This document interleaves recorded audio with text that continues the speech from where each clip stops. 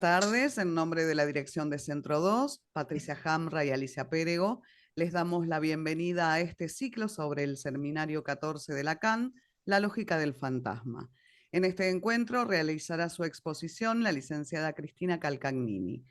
La licenciada María Cristina Calcagnini es psicoanalista, ejerce su práctica privada en la ciudad de Buenos Aires, fue nominada AME, analista miembro de la Escuela Freudiana de Buenos Aires desde el año 1999. Es supervisora de equipos de niños y adolescentes en distintos hospitales públicos.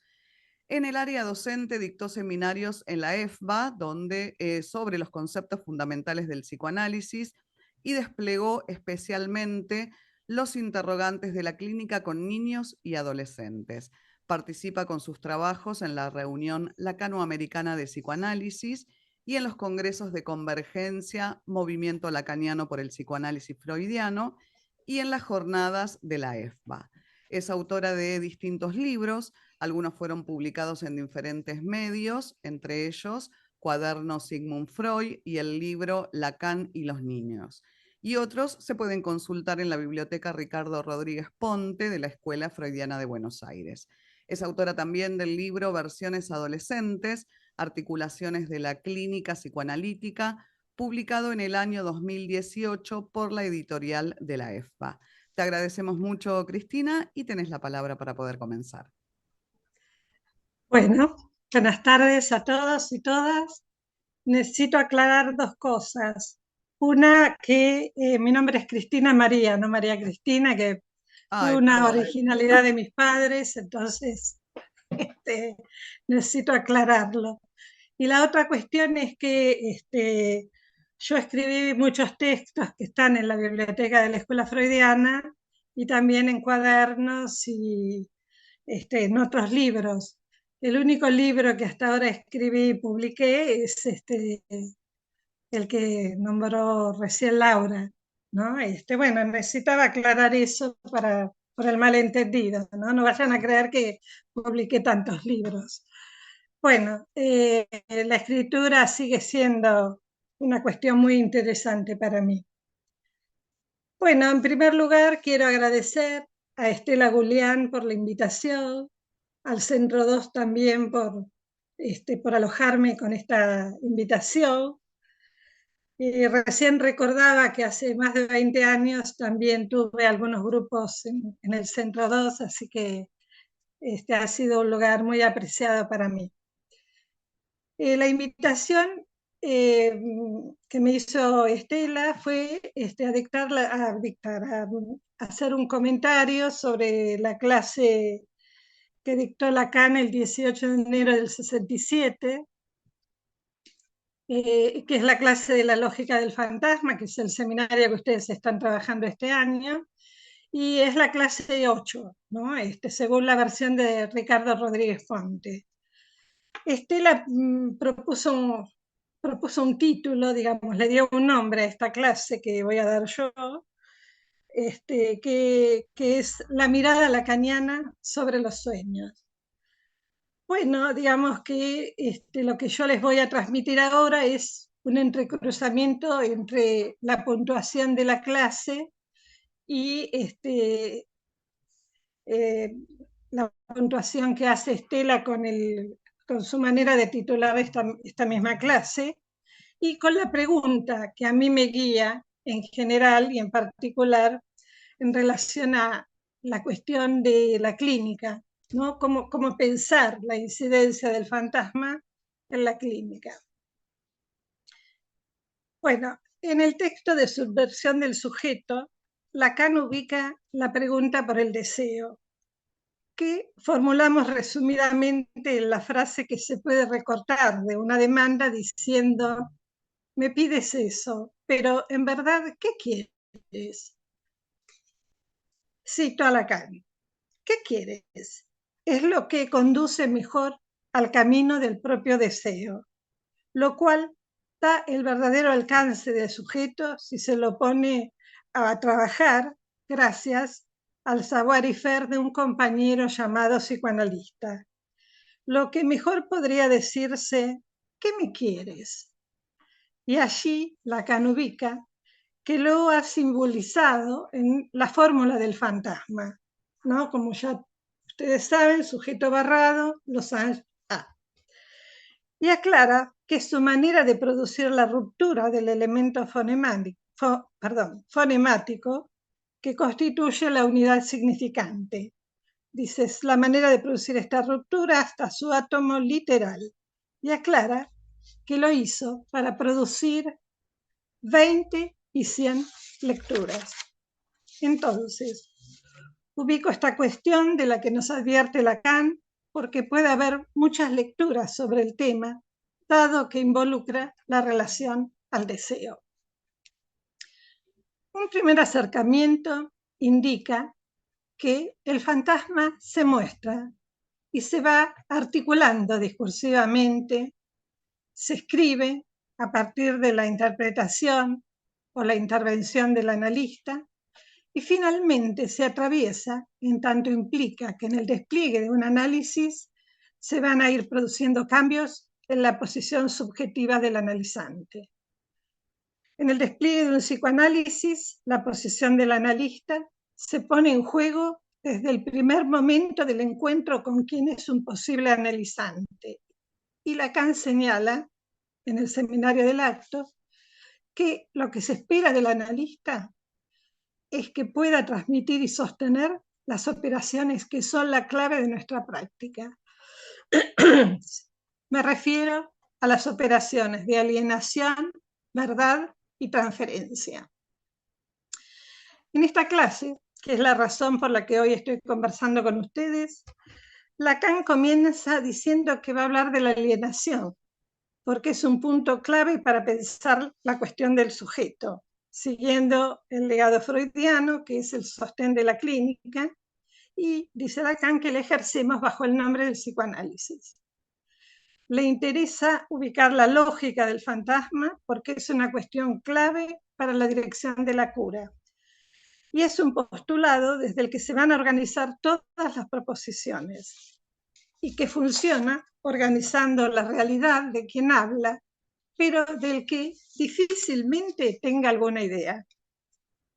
Vale decir que vamos leyendo. Perdón, ahí está. Sí, ¿qué pasó? No, te iba a decir que se había ido la Sí. imagen, pero ya volvió rápidamente. Pero no sé por qué que habré tocado. Bueno, vale decir que vamos leyendo la posición fantasmática de nuestros pacientes, dado que se trata de una lectura que se produce en el despliegue del trabajo que hacemos. Lo que nos lleva a pensar hacia el final de la experiencia las posiciones subjetivas que se han transformado y que en los inicios por ahí pensamos como lo que no anda, lo que tiene que ver con la angustia, con la inhibición, y que hacia el final, en función del trabajo analítico en transferencia, digamos, la travesía del análisis implica una experiencia de la castración y produce la transmutación de los goces en juego. El inconsciente muestra la verdad de la alienación, que es una verdad que se dice a medias, es no toda y tiene que ver con el objeto A. La castración está en relación con el objeto A, que domina todo lo que tiene que ver esencialmente con el deseo. Lacan nos dice que la castración es como despertarse a que la sexualidad, todo lo que se realiza de ella, en tanto que acontecimiento psíquico, es algo que se marca con un signo de una falta. Por ejemplo, dice que el otro de lo vivido inauguralmente en la vida del infans debe en algún momento aparecer como castrado. La sexualidad, tal como es vivida, tal como opera, tal como la registramos en nuestra experiencia analítica, es un defenderse de sacar consecuencias de esta verdad, que no hay otro, en tanto el otro está marcado por la falta. De eso se trata el principio de la castración primitiva en el ser materno. La función de la marca señala entonces la falta en el otro, la castración en el otro materno. Y Lacan pregunta, ¿qué es lo que esto viene a articular a nivel del sueño? ¿Acaso no es suficiente sino para mostrar con justeza esta fórmula que el deseo es el deseo del otro? Que el deseo nace alienado al deseo del otro y que el inconsciente trae las marcas de lo que fue la experiencia por el pasaje por el campo simbólico, imaginario y real del otro primordial, que es dicho como inexistente. Recordemos entonces que el inconsciente está estructurado como un lenguaje y que es en el análisis que se ordena en discurso. Ya que hablamos del inconsciente, los sueños tienen un lugar muy importante, ya que es la vía regia para acceder al inconsciente. Vale decir que no nos quedamos tranquilos cuando alguien relata un sueño y desestima lo soñado, diciendo, por ejemplo, es simplemente un sueño. Ahí nuestra tarea apunta a reconocer ese espacio otro que nos traen los sueños como vía de acceso al inconsciente. En esta clase, Lacan anuncia que va a hablar de un pensamiento que no es yo, que no es ye, ya que es así como se presenta el inconsciente. Y ahí nos dice que para poder articular la lógica del pensamiento tal como la plantea Freud, tenemos que poner en juego la función del otro con mayúsculas, ya que toma función de ser en lugar de la palabra. Y ahí introduce la cuestión del sueño.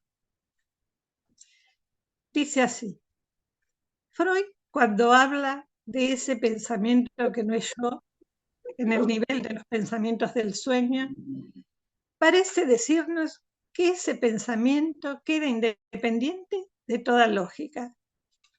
Subraya que aunque su sistema no caiga en contradicción, sin embargo, más de un rasgo está ahí articulado. Aquellos que dicen que la negación, la articulación causal, la subordinación, el condicionamiento, en apariencia no están encadenados y que solo pueden reencontrar el hilo por la vía de la asociación libre. Nos recuerda esto Freud porque para muchos es la idea recibida de lo que se trata del inconsciente.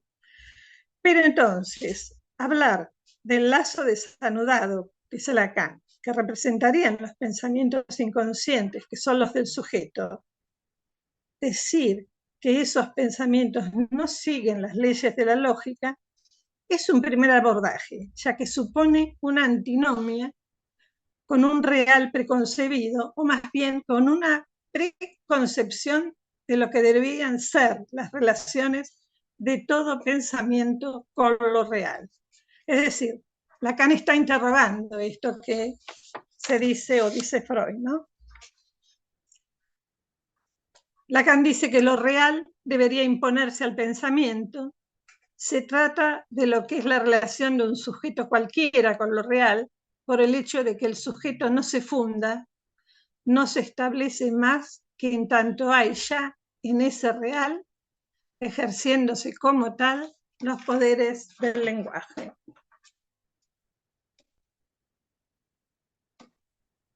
Ay, perdón. Tengo que sacar, disculpen.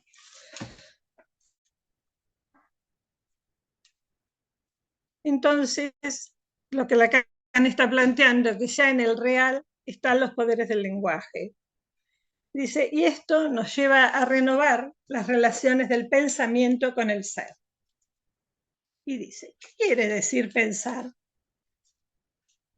Se pregunta y lo lleva a interrogar, lo lleva a evocar el aporte cartesiano, el pienso, soy. El yo pienso del cogito, dicho de otro modo del yo soy, que implica el puro funcionamiento del sujeto, en tanto da esa apariencia de ser transparente a sí mismo, de ser lo que podríamos llamar un soy pensamiento. Freud nos remarca que el sujeto sufre del pensamiento, en tanto lo reprime. Es lo que nos enseña la experiencia diaria del psicoanálisis. Entonces, una cuestión es ubicar que Lacan dialoga con la lógica formal, que pareciera que ayuda a pensar el mundo, pero este aquí que él va más allá, porque la experiencia del inconsciente enfrenta a la lógica con sus mayores impases. Lacan utiliza los elementos de la lógica para poder abordar los dos registros muy importantes, el que tiene que ver con la alienación y el que tiene que ver con la repetición. Entonces, reitero que para dar cuenta de la operación de alienación, Lacan parte del cogito cartesiano. Pienso, luego soy, muy estudiado y criticado en distintos momentos de su enseñanza. Para Descartes, el pienso implica el soy y superpone de este modo el sujeto del enunciado con el de la enunciación. Lacan traduce y modifica la fórmula cartesiana y lo va a hacer apoyándose en el cuadrángulo del semigrupo de Klein para trabajar las operaciones de alienación, verdad y transferencia que se ponen en juego en un psicoanálisis.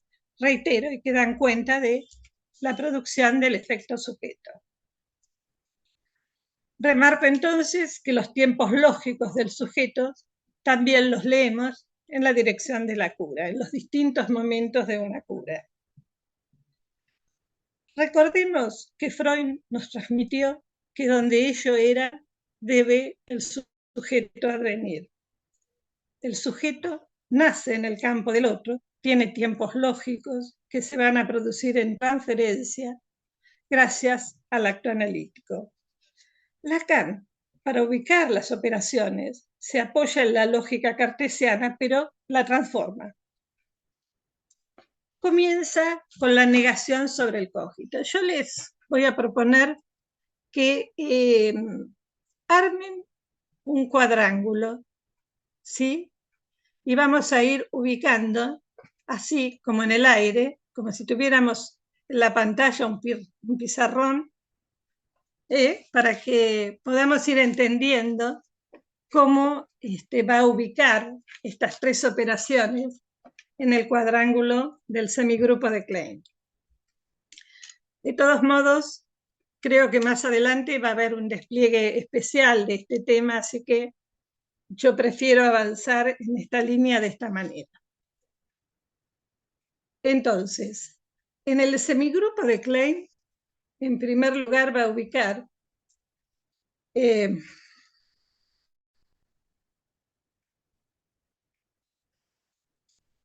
primer lugar,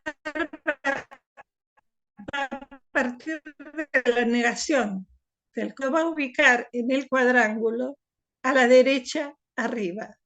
O no pienso o no soy. De ahí va a partir en dos líneas. La línea de arriba va a ser la línea de la alienación y lo va a llevar a ubicar el soy, pero no pienso. Yo, ahí donde va a ubicar la cuestión de la pulsión. En el otro, digamos, en el otro lado del cuadrángulo, hacia abajo, va a ubicar al inconsciente, a la repetición, ¿sí? Y en la diagonal del rectángulo va a poner transferencia y en el extremo va a estar la letra A que define al objeto A.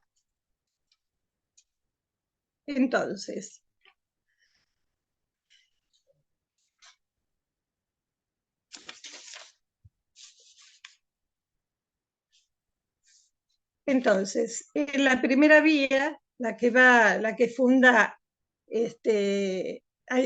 la primera vía, la que va hacia el lugar del ello, ahí va a ubicar el pasaje al acto, porque va a ubicar un pasaje al acto inaugural que funda al sujeto, porque al sujeto no le queda más opción que pasar por el campo del otro. Ahí donde soy el objeto para el deseo del otro. No tiene otra opción, como dice en el seminario 11, ¿no? La bolsa o la vida. Si elijo la bolsa, pierdo la vida, así que no puedo más que elegir la vida sin la bolsa. En la segunda vía, en la que ubica la repetición y que es al final ubica el inconsciente, se abre la cuestión del acting out, donde está el conjunto de los significantes, que es el campo del inconsciente. Y ahí donde ubica el pienso, no soy. Entonces, se tratan de pensamientos que se piensan solos. Bueno, les decía que donde ello era, debe el sujeto advenir, que de alguna manera nos orienta, ya que es un movimiento de báscula que va a producir la transferencia y que va a propiciar ese pasaje que va de la gramática pulsional, ubicada en el campo del ello, a la retórica del inconsciente, donde juega sobre los efectos del lenguaje. Es, digamos, lo que se dice, lo que puede decirse sin que el sujeto se reconozca allí, ni que nadie se diga, ni que sepa lo que dice. Esto abre a pensar las formaciones del inconsciente que el analizante trae en los sueños, en los relatos de acontecimientos, especialmente en la asociación libre, en ese texto que vamos escribiendo en los encuentros analíticos y que vamos registrando cada vez, ¿no? Ahí donde se produce el tropiezo del discurso, la patinada de palabra en palabra, y que abre a la posibilidad de inventar algún significante nuevo. Sujeto en el encuentro analítico, ya que el inconsciente no tiene sentido sino en el campo del otro, lo cual nos lleva a recordar que toma asiento en el lugar del analista. Tal como dice Lacan, en posición del inconsciente, prácticamente debemos cederle el sillón en un gesto simbólico de asentimiento. Es el luego de la práctica donde podemos dar cuenta de qué cosa es el inconsciente. Si bien esto último, el inconsciente, fue identificado con lo mental, en tanto tejido de palabras, nos interesa lo que tropieza, lo que equivoca, en tanto apunta a lo real, que no cesa de no escribirse. Es lo que se filtra por la ranura del deseo verdadero que se va produciendo y nos lleva a afirmar que el que sabe es el psicoanalizante, mientras nosotros operamos con nuestra escucha atenta y activa para que eso, digamos, lo real pulsional, la gramática pulsional, para que eso hable de otro modo. Bueno, que el analizante produce al analista, a Lacan no le cabe ninguna duda, porque lo que al interrogar la posición del analista lo va a ubicar en el lugar del semblante del objeto A, en la transferencia. Entonces, sostenemos la ética del incauto de lo real, que es el único modo de bordear con el inconsciente. Somos incautos del enigma, que a cuenta de lo no sabido que sabe nos permite avanzar, cualquiera sea el tiempo de la vida en el que se encuentre nuestro paciente. Ahora bien, ¿qué nos aportan los sueños? Veamos cómo Lacan lee lo que Freud nos transmite, algunas de las cuestiones, ¿no? La interpretación de los sueños, especialmente en el apartado del trabajo sobre el sueño. Y ahí Lacan dice, bueno, esto que plantea Freud es lo que yo les digo, de que el inconsciente está estructurado como un lenguaje. Y nosotros podemos agregar que es en el análisis que se va a ordenar en discurso.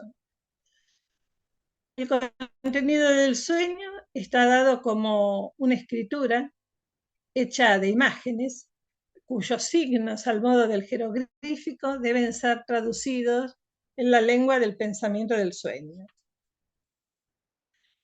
¿Y qué es lo que Freud hace sino mostrarnos cómo volvemos a encontrar las funciones gramaticales que son eliminadas del sueño a partir del trabajo de asociación pensamiento, cual exige el soporte del lugar del otro, que no puede articularse más que por lo tanto, yo no soy. Desde esta lógica, Lacan avanza situando que intentamos dar cuenta de la inadecuación que existe entre la realidad sexual y el pensamiento. Digamos, entre lo real y lo simbólico, ahí donde ubicamos que lo imaginario es lo que hace lazo entre ambos. Entonces, el lenguaje no domina la realidad sexual, ya que el fundamento del sexo está ligado a la esencia de la muerte. Eso es lo que nos enseña Freud, nos dice Lacan. Está ubicando el campo de las pulsiones que se expresan en la estructura gramatical, como lo ubica Freud, en las pulsiones de escoptofílica y sadomasoquista. Es en un mundo de lenguaje que puede tomar su función dominante el yo quiero ver, dejando abierto desde dónde y por qué soy mirado. No es sino en un mundo de lenguaje que una frase, como por ejemplo pegan a un niño o un niño despegado, tiene su valor. No es sino en un mundo de lenguaje que del sujeto de la acción va a surgir la pregunta: ¿para quién actúa? Nada puede ser dicho si no escuchamos al sujeto en su queja. De donde parte este discurso, digamos, este discurso parte del lugar en el que ubicamos a un pensamiento que existe como no es yo quien piensa. Es el estatuto del pensamiento inconsciente que implica esto, que no puede decirse yo soy ni yo no soy, que es el estatuto virtual a nivel del otro. Esto lo plantea Lacan y dice, estamos hablando del sueño. Así se produce el sueño, este conjunto de significantes constituidos por los mecanismos de condensación y desplazamiento. El yo enmascarado está disperso en el sueño. El sujeto está representado en esos signos que aparecen como en un mundo desordenado y que ponemos a trabajar en el espacio analítico. Entonces, Lacan nos transmite que el capítulo 6 de la interpretación de los sueños de Freud nos prepara, dice, para legitimar la lógica del fantasma, la lógica de un pensamiento que se soporta del lugar del otro, que no puede articularse sino a partir de un yo no soy ese objeto para el deseo del otro. El trabajo del sueño que Freud propone es, dice Lacan, que la alteración que se produce en los elementos, las imágenes rechazadas del sueño en su secuencia, vamos a encontrar todas las funciones gramaticales que desde el principio fueron eliminadas. Y nos muestra cómo se expresa la relación, entonces, entre una frase subordinada con una principal, con una relación causal, cómo ha centrada la nación. Y ahí Lacan dice que lo que Freud nos va trazando plantea uno de los sueños, ¿no? Uno de los sueños que trae Freud, que desde un paciente, que sueña que entró con la señorita acá en el restaurante del parque y luego sigue una interrupción, silencio, oscuridad. Dice, después me encuentro en la sala de una casa de prostitución en la que veo a 2 o 3 mujeres. Una de ellas está en camisa y bombachita. El análisis que, que Freud nos propone dice que la señorita K es la hija de un antiguo jefe y que es una persona sustitutiva de la hermana, que tuvo pocas ocasiones para hablar con ella, pero una vez entablaron una conversación en la que reconocieron sus diferencias de sexo, como dice Freud, ¿no? Como si hubieran dicho, yo soy un hombre y tú una mujer. Ese restaurante es el restaurante, digamos, que alguna vez fue, digamos, un restaurante al que fue acompañando a la hermana de su cuñado, una muchacha que según él le es completamente indiferente. Otra vez fue también acompañando a 3 señoras hasta la entrada del mismo. Esas 3 señoras eran su hermana, su cuñada y la citada hermana del cuñado. Vale decir que lo que Freud trae, que el paciente plantea que él rarísima vez fue a un prostíbulo. Entonces Freud dice que la interpretación se apoyó en la parte oscura del sueño, ¿no? Ahí donde se interrumpió y tuvo la confirmación que cuando fue niño había sido llevado por curiosidad, había estado curioseando en los genitales de su hermana. Dice que días después surgió en él el recuerdo consciente de ese reprobable acto a que el sueño aludía, ¿no? Es decir, que lo que Freud ubica, que había algo ahí de lo rechazado, de la sexualidad, de esa curiosidad, de esa escena, bueno, de curiosidad que lo llevó al paciente a suprimir en el sueño ese relato. ¿Se entiende? Bueno, esperemos que sí.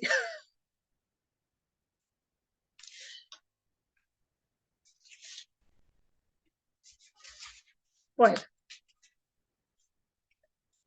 lo que Lacan señala de esto que Freud dice, que lo que va a enfatizar es que no solo prepara el encuentro sexual, el espejismo de la mirada a los ojos, sino que evoca el recuerdo de 3 mujeres que para él están prohibidas y que pueden ubicarse como causa de deseo. Entonces, dice Lacan, ningún abordaje de la castración es posible sin una referencia a lo que él ha llamado alienación, allí donde interviene como tal la función del otro con mayúscula en tanto que marcado. Y queda claro que el lenguaje no domina todo lo que tiene que ver con lo sexual, con la realidad sexual.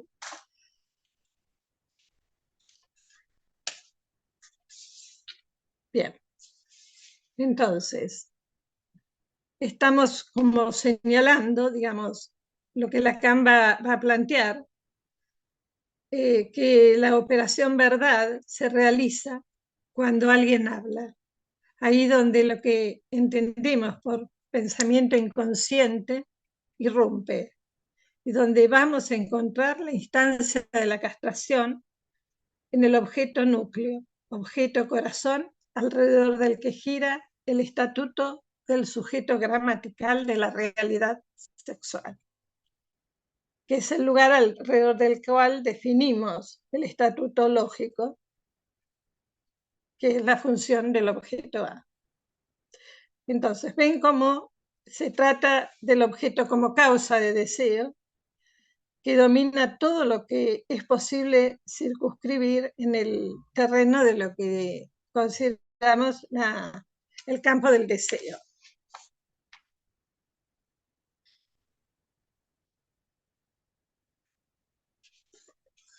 Bueno, se trata del objeto A, que es un invento que Lacan produce, ¿no es cierto? Ahí donde da cuenta de la separación del otro primordial, digamos, que implica que hay que pasar por el campo del otro, no hay más remedio que hacerlo de ese modo, no puedo elegir quedarme fuera de ese campo del otro, y que hay un pasaje al acto inaugural que arroja al sujeto a tener que pasar por allí para recibir el baño del lenguaje, del tesoro del significante, para ser narcisizado, libidinizado por el deseo del otro. Como que pasa por el campo del otro y hay un efecto de pérdida.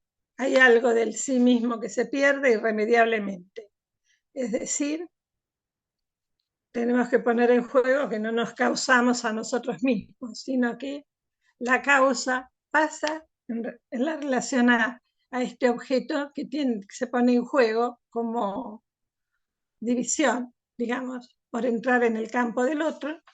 Es una división que tiene un es el objeto A.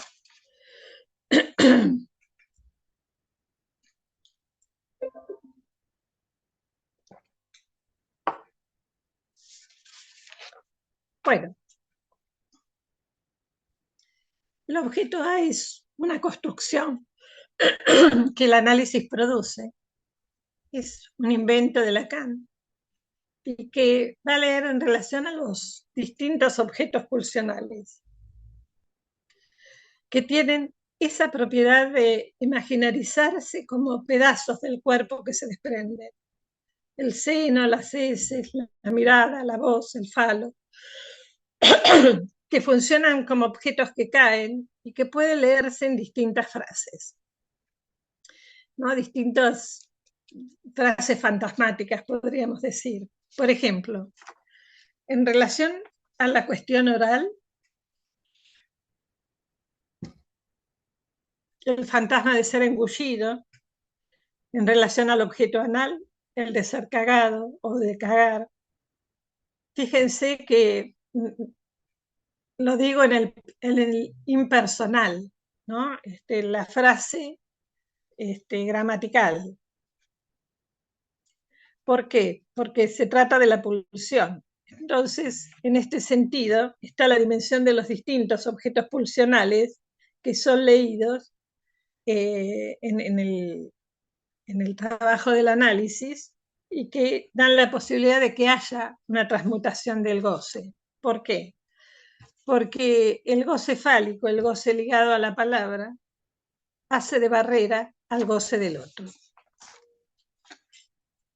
Una cuestión es el fantasma padecido, que es el relato del malestar, de la incomodidad, del desencuentro, que nosotros escuchamos en el discurso de nuestros pacientes. Y otra cosa es cuando podemos empezar a leer y a recortar alguna frase que condense ese malestar. Recordemos que la ventana del fantasma es la única entrada a lo real del sujeto, ahí donde hay distintos fantasmas que podemos ir leyendo. A mí me resultó como muy interesante poder ubicar uno de los sueños, en especial el del hombre de los lobos, ¿no? No sé si se acuerdan del historial. Sí, está muy bueno ese historial con los sueños, increíble. Es increíble. Pero bueno, por eso me parece interesante, les voy a ubicar los dos sueños, uno al comienzo en el análisis con Freud y el otro cuando ya en otro tiempo de su vida va a tener un análisis con Ruth McParry. Y bueno, vamos a ver cómo podemos leer. Esta es una hipótesis de trabajo que es muy interesante para nuestra clínica, ¿no? Poder ir ubicando los distintos momentos en la clínica a partir de los sueños que el analizante produce. Bueno, les leo el primer sueño del hombre de los lobos. Soñé que era de noche y estaba en mi cama. De pronto se abre la ventana y veo con sobresalto que en las ramas del nogal que se alza ante la ventana hay encaramados unos cuantos lobos blancos. Eran 6 o 7, totalmente blancos y parecían más bien zorros o perros de ganado, pues tenían grandes colas. No sé, con no sé qué puse. Tenían grandes colas y enderezaban las orejas como los perros cuando ventean algo. Preso de un miedo atroz, sin duda, de ser comido por los lobos, empecé a gritar y desperté. El único movimiento que se plantea en el sueño es el de la ventana que se abre, ¿no? Los lobos permanecieron quietos en las ramas del árbol, a la derecha e izquierda del tronco, dice, mirándome, como si su atención estuviera fija en mí. Bueno, es un sueño del que el paciente dice que se abre súbitamente la ventana y más allá del marco ve al nogal con las ramas cubiertas de lobos. Después va a hacer un dibujo que da cuenta de este sueño, ¿no? Va a hacer el dibujo del nogal con los lobos. Entonces, podemos preguntarnos qué representan esas figuras de pesadilla, ¿no? Porque es una pesadilla en realidad, que trasladada al dibujo no hacen más que confirmar su presencia. Podríamos decir que los 6 o 7 lobos, esto siguiendo a Freud, son significantes irreductibles que dan cuenta de, digamos, del sometimiento que él tiene a esos lobos que lo miran fijamente, a esa mirada amenazadora, devoradora de los lobos. Pero no solo está la mirada de los lobos, sino también está la mirada del sujeto en relación a esa escena.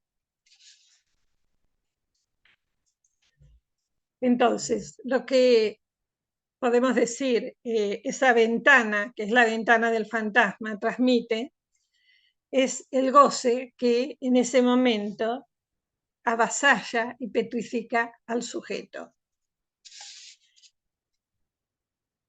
Bueno, esto es del año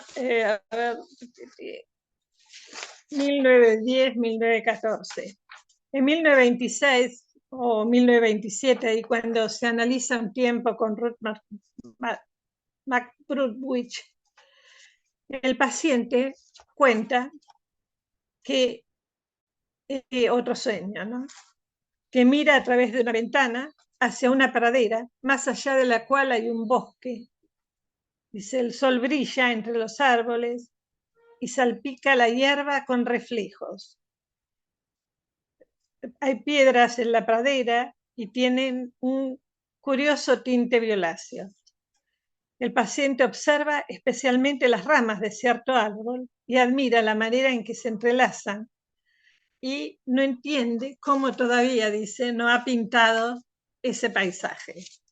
Ven, ya no están los lobos, digamos, ¿no? Lo que antes era aterrador, ahora se vuelve apacible.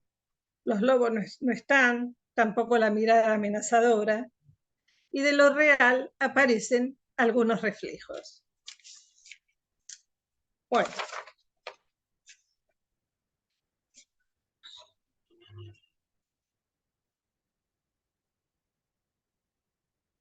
Bueno, yo pensaba que por ahí hay distintos fantasmas que Lacan nos va transmitiendo también. Por ejemplo, bueno, cuando habla del cocodrilo, que hay que ponerle un palo en la boca, digamos, como metáfora de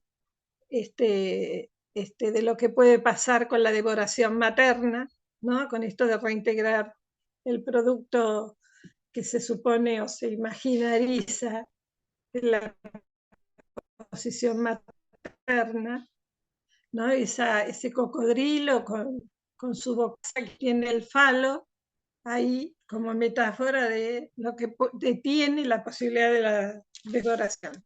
Bueno, este es un fantasma oral que nos plantea Lacan, ¿no? Después hay otro fantasma que nos cuenta al comienzo del seminario de la angustia, ¿no? Él dice que cómo puede ser la angustia en el ojo de la mantis religiosa. Bueno, la mantis religiosa es un perdón, es un insecto que la hembra es más grande que el coito. Bueno, no sé si podemos decir que hay un coito ahí, pero bueno, en el momento, sí, del coito hay, la hembra se devora al macho, ¿no? Bueno, esto también es un fantasma que puede aparecer. Yo recordaba un adolescente que contaba de su pánico ante las mujeres y un día trae un sueño, ¿no? En el que un sueño es una pesadilla, un sueño de angustia. Dice que están en el campo con sus amigos, que se encuentran con una mujer muy hermosa que seduce a todos los amigos, que tiene sexo con ellos y luego los mataba y los descuartizaba, ¿no? Digo, este sueño, digamos, permite dar forma a lo fantasmático del goce del otro, lo monstruoso que viene del campo del otro, en ese punto donde aparece lo devorador, lo arrasador. Digamos, ahí donde una persona puede quedar presa, atrapada en esa posición del mandato pulsional del otro, ¿no? A diferencia de la dimensión del deseo, cuando aparece el deseo, donde se juega la castración, donde se juega la falta y alguien puede ubicarse como deseante, ¿no?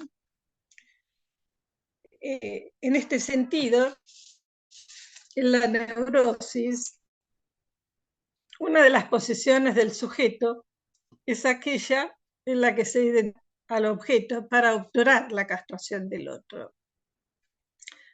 Un modo que el fantasma tiene de velar y a la vez de poner en juego lo que es la castración del otro. Bueno, recordemos siempre que el fantasma plantea una escena, ¿no? Hay un despliegue, hay un relato, tiene muchas formas de mostrarse, hasta que podemos escuchar y empezar a resaltar o marcar ese punto que tiene que ver con esa pregunta, ¿y tú qué tienes que ver con todo esto que me relatas? ¿No? Donde uno, por ahí en el trabajo que hacemos con los sueños, es poner el acento, ¿sí? Precisamente como lo plantea Freud, en la oscuridad del sueño, ¿sí? Porque de pronto un sueño puede tener mucho sentido, de hecho, el analizante cuando lo cuenta ya tiene una interpretación del sueño, ¿no es cierto? Entonces nuestro trabajo apunta precisamente ahí donde vemos que hay alguna oscuridad o hay algún traspiés o poder ubicar también desde qué lugar se mira, ¿no? Porque es cierto, el analizante está en todo el sueño, pero a veces tienen como cierta exterioridad de lo que sueñan, ¿no? Como dicen, no, bueno, no era yo, era fulanito, bueno, pero te perteneces, ¿no? Te representa, digamos, ¿no? Son de esa manera como van apareciendo en el relato del sueño, ¿no? Y bueno, el fantasma es el soporte del deseo y de la realidad, es ese cristal a través del cual vemos todo lo que nos pasa. La realidad psíquica de cada uno es a través de cómo cada quien va armando la relación con el mundo y con los otros, y cómo lo imaginario ahí va a ir interviniendo para hacer algo con eso que del otro se me plantea en la línea del deseo y del goce, tal como lo vamos hablando, ¿no?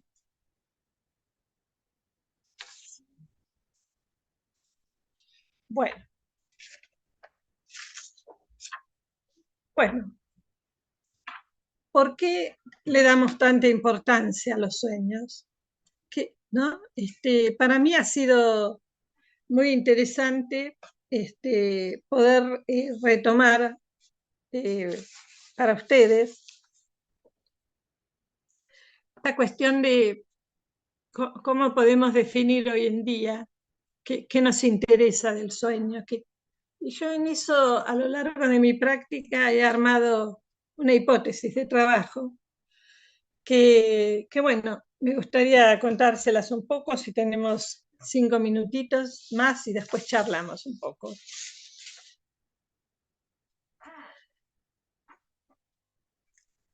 Primero voy a pasar por hacer la diferencia entre lo que Freud acentúa del sueño, que es que el sueño protege el deseo de dormir, y Lacan va a poner el acento en el deseo de despertar.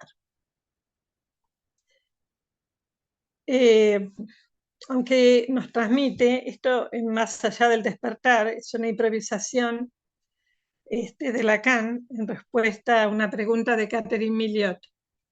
Ese texto cortito es muy interesante, ¿no? Ahí Lacan dice que se trata del deseo de despertar, aunque no es posible un despertar pleno a lo real, ya que está la mediación de la pantalla del fantasma. Aunque cuando imaginamos un despertar absoluto, siempre hay una parte del sueño que es sueño de despertar. Y dice, uno no se despierta jamás. Los deseos mantienen los sueños. La muerte es un sueño entre otros sueños que perpetúan la vida, el descansar en lo mítico. Es del lado del despertar que se sitúa la muerte. Es algo de todas formas imposible que la vida pueda soñar el despertar absoluto. Entonces, dormir, soñar, despertar, es el ciclo que la vida requiere para seguir existiendo. En la dirección de la cura, el sueño es una brújula que nos guía, en tanto es uno de los soportes de la escritura lógica del fantasma, ¿no? Los distintos sueños que analizamos, disculpen,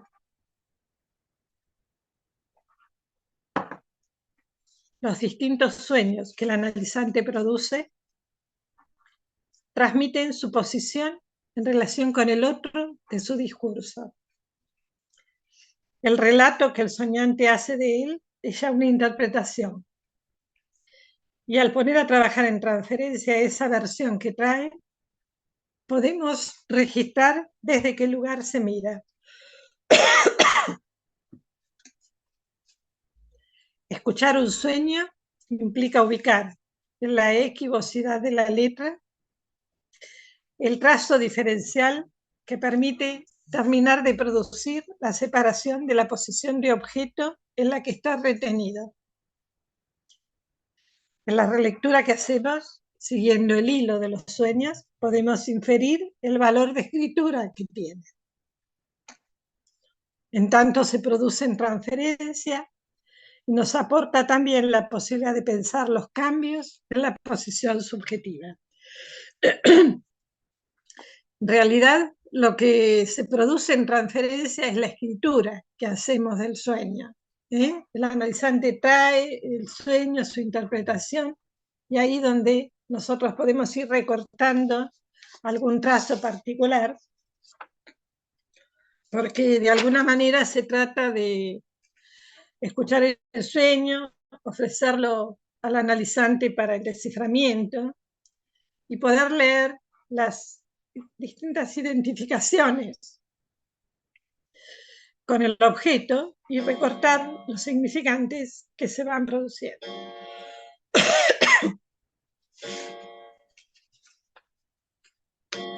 Bueno, tengo un reloj que marca las horas.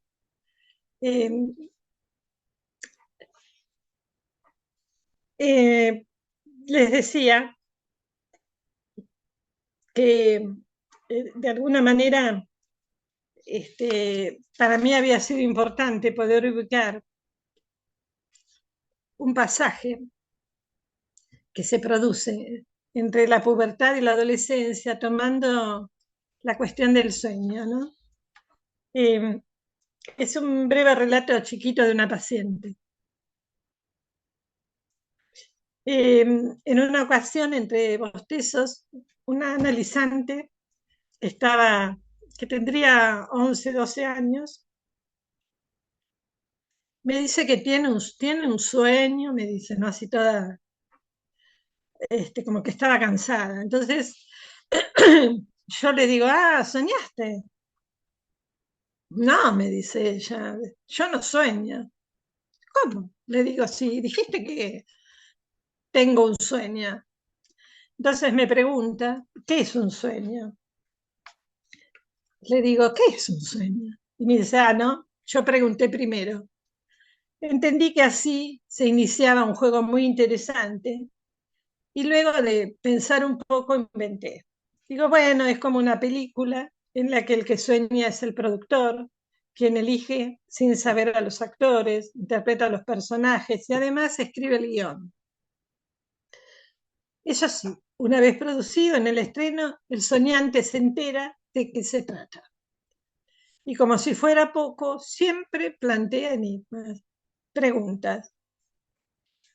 Se quedó pensativa, sonrió y me contó que cuando ella era chica tenía un sueño que lo soñó muchas veces y que ya me lo contó, me dice. Le digo, bueno, volvémelo a contar.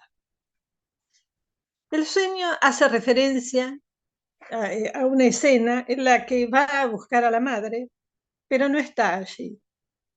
Hay un policía que no la deja pasar, así que ella se queda mirando y con ganas de irse tras la madre, pero sabe que no puede hacerlo. Me dice que es un sueño particular, ¿no? Que lo soñó muchas veces y a mí me ha pasado que lo he escuchado también, he escuchado cosas parecidas, ¿no? Sueños parecidos en otras niñas que están atravesando ese pasaje de la pubertad a la adolescencia. En general suele ser, incluso los pacientes adultos plantean, ¿no? Sueños que tienen así como relatos de algún sueño que se ha reiterado en el pasado y que no lo olvidan, ¿no? Y que, bueno, es un registro de una posesión fantasmática infantil. Suele ser un sueño repetido, no actual, no es original de la noche anterior, sino que fue soñado en un tiempo anterior al del relato. En las distintas reiteraciones sufre algunas transformaciones escénicas, pero en esencia repite la ubicación de la niña sola, sin la madre, en posición de mirar, observar la escena. Introduce al policía haciendo barrera como un tercero que representa la autoridad paterna. Es un sueño que se repite, como en las neurosis traumáticas, con una diferencia esencial. No está acompañado de angustia o de terror. No se trata de una pesadilla. El sujeto no despierta asustado o llorando. Entonces, podríamos pensar cuál es la función que cumple este sueño en la dirección de la cura. Bueno, entonces podríamos decir que es como un testimonio del registro e inscripción de la operación de separación del otro primordial. Es como si el sueño formulara al sujeto una pregunta. ¿Puede faltar? Contrapartida sin duda del puedes perderme del tiempo anterior. Pregunta que el análisis irá desplegando en su afirmación. El puedes perderme señala la castración del lado materno, ¿no es cierto? Que la madre pueda soltar, que pueda dejar ir, podemos plantearlo como puedes perderme. Y yo pensaba que el sueño que esta nena produce de alguna manera está preguntando si ella puede faltarle a la madre, ¿no? Y si la madre puede faltarle a ella. Entonces, decía que de alguna manera es un testimonio de la inscripción de la falta del otro primordial, de la ausencia que hace presente, que el otro está atravesado por la posibilidad de la muerte. Entonces, es una construcción que el sujeto produce en el análisis, en la que anuda, inscribe la ausencia del otro y a la vez determina al sujeto en posición de mirar que la madre falta, ¿no? Como simbolizar la falta en la madre o de la madre también. Bueno, podríamos decir que en un primer tiempo la operatoria de la castración se ha producido. Alguien ahí sostiene la función interdictiva paterna. En un segundo tiempo se va a ubicar como la eficacia de la pregunta sobre la falta del otro, una identificación que la paciente va a tener con su madre. Va planteando de sesión en sesión que juega a ser la madrecita porque cuida a las hermanas, ¿no? Es la que tiene y siempre da, la que sabe todo, la que siempre está ayudando a las amigas en la escuela, ¿no? La interrogación de estas posiciones con las que la paciente intenta, por un lado, tapar la ausencia de la madre y por otro, complacer al padre, que la demandaba en ese lugar, permite que se ubique en su propia escena adolescente. Así empieza a comentar sobre sus amigos, a los que empieza a mirar y a seleccionar.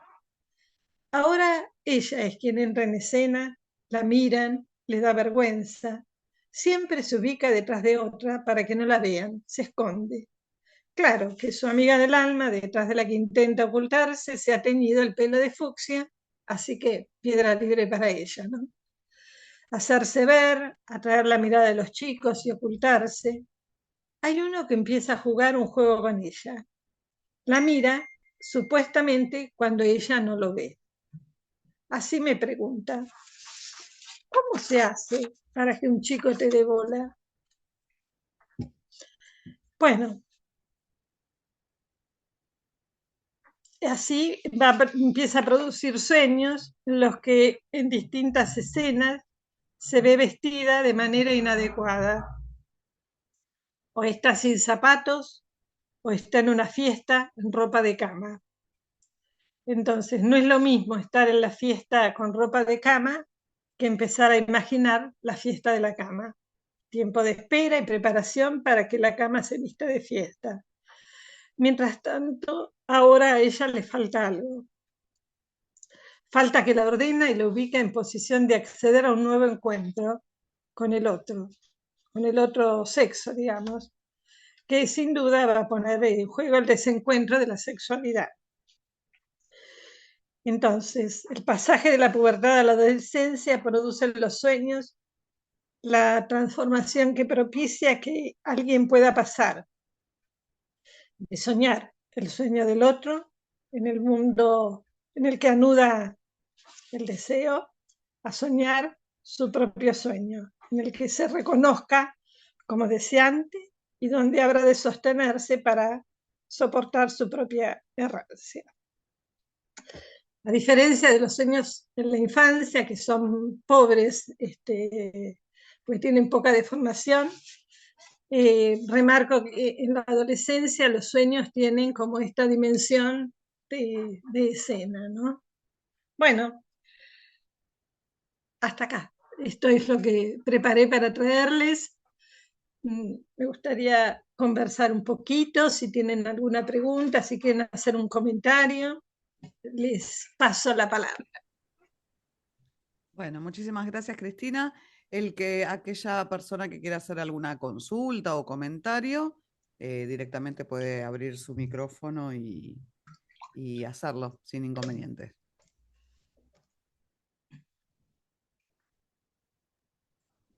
Hola, ¿qué tal? Ahí, ¿no se escucha? Sí, ¿no? Sí, sí, se te escucha. Bueno, primero gracias por la exposición.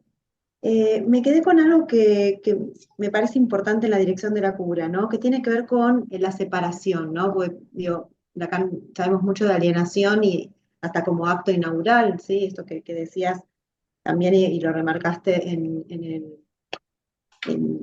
diagrama de Klein, ¿cómo se llama? Cuadrángulo. Eso, el cuadrángulo de Klein, pero pensaba, digo, cómo enganchar ese trazo diferencial y cómo esto se relaciona con la función paterna, ¿no? Con esta función interdictiva paterna. A ver, ¿qué se te ocurre?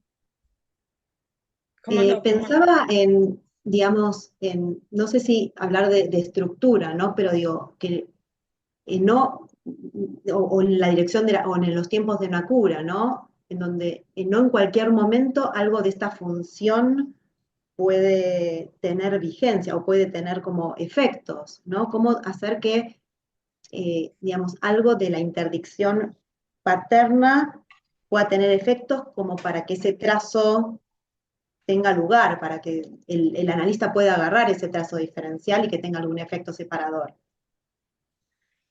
Bueno, también es cierto que a través de la lectura que vamos haciendo de lo que un analizante trae, un niño, un adolescente o un adulto, digamos, ahí donde el analista va leyendo, va produciendo esa función de lectura. Es una función, digamos, vos traías la interdicción, bueno, por ahí yo lo nombré en relación al sueño de esta nena, ¿no? Que aparecía, digamos, aparecía ahí un policía que decía que no se puede pasar. Había un no explicitado en un lugar de autoridad, bueno, qué sé yo, todo eso. Ahora, también es cierto que desde nuestro lugar también operamos transmitiendo la interdicción muchas veces, donde ayudamos a producir ese proceso de separación, en tanto, bueno, se va bordeando desde el discurso, desde el lenguaje, ¿no? Digamos, es algo que está en la estructura discursiva. Cuando uno lee lo que el otro dice, cuando uno interroga y también cuando uno interviene, eh, por ahí situando qué es lo que está diciendo, qué tienes que ver con eso, ¿no? Ubicando ahí algún rasgo que aparezca, ¿no?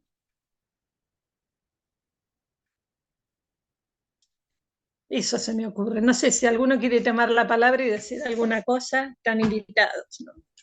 A ver qué. Sí, gracias. Me imaginaba también cuando uno intenta ordenar a veces el discurso, ¿no?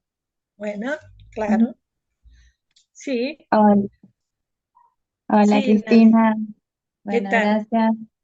Gracias por la pregunta, Gisela, también está buena la pregunta sobre la separación y qué la propicia, ¿no?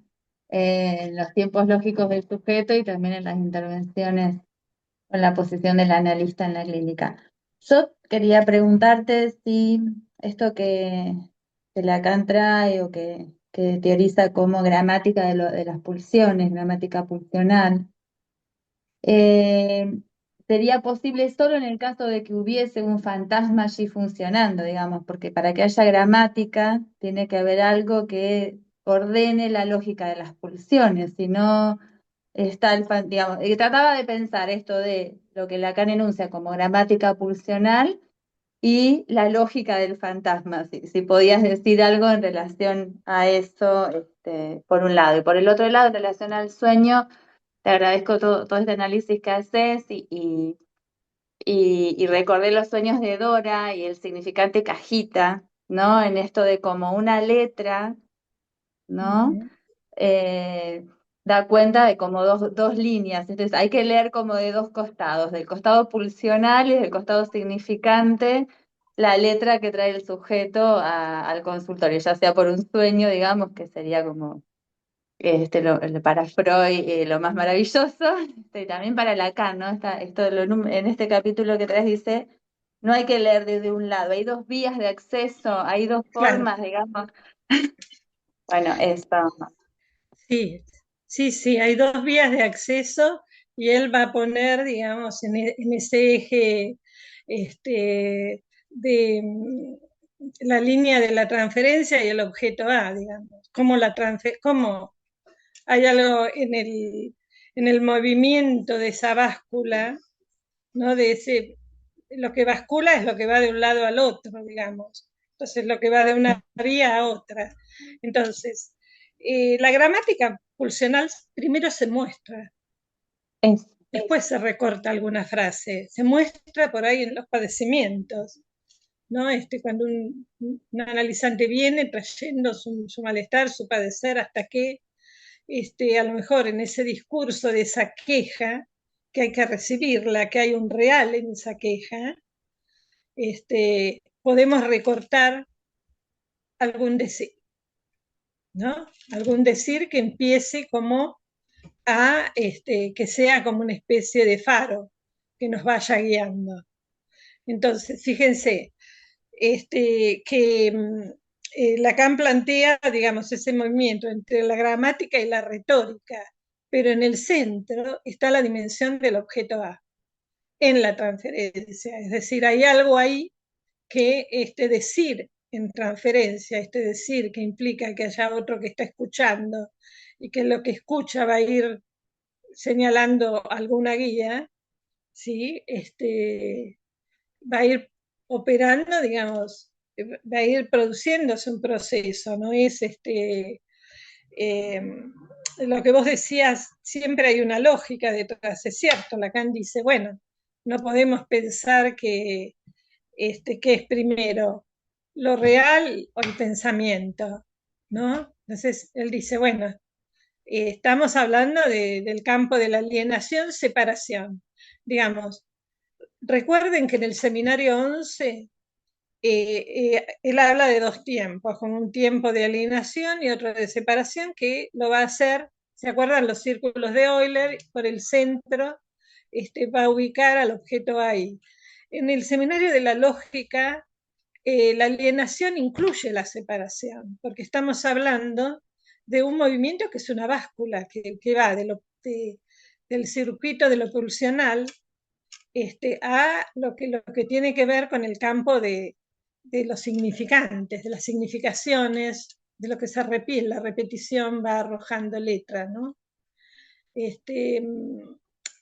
Sí, entiendo también que incluye la separación porque la posibilidad de la alineación se da si hay un otro barrado, tal como dijiste al final más o menos de Tal la cual, clase, digamos, si hay un otro en el que le cae la barra y por lo tal tanto hay cual, extracción del objeto y del sujeto.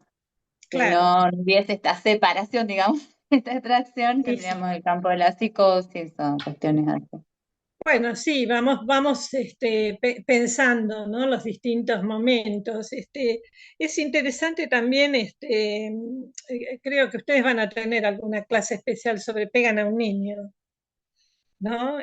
Cómo aparece una frase donde un niño es pegado, pegan a un niño, como diciendo, bueno, ¿se acuerdan que Freud había recortado esta fantasía que aparecía en distintos pacientes, distintos relatos que él había recibido, que había una cuestión de goce, que era, digamos, como una preparación a un goce, pegan a un niño. El trabajo que él va a ir haciendo, va desglosando los distintos momentos de la frase.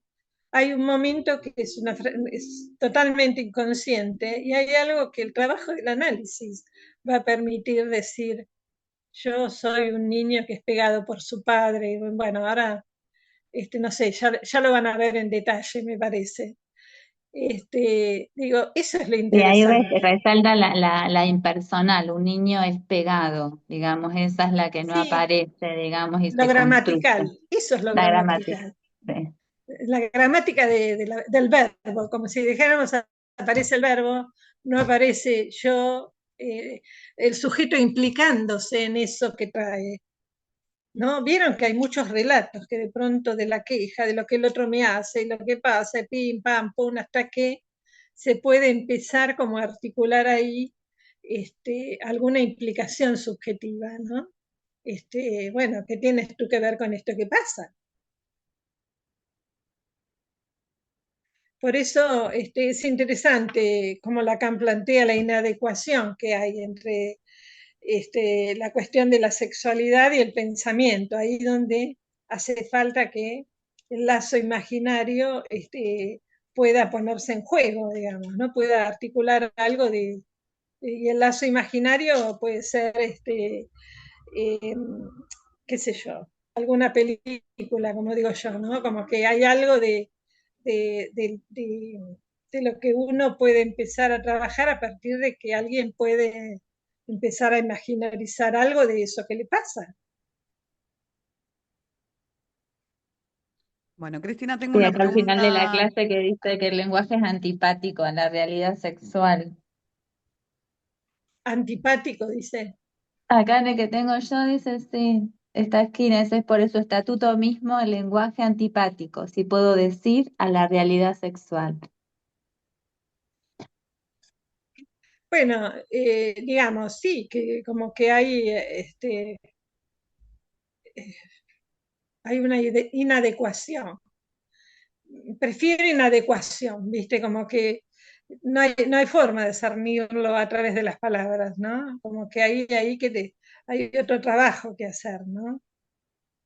Porque se trata de lo real, y lo real se va bordeando, pero hay algo que es un modo de bordear un agujero, ¿sí? Pero bueno, es imposible cernirlo todo.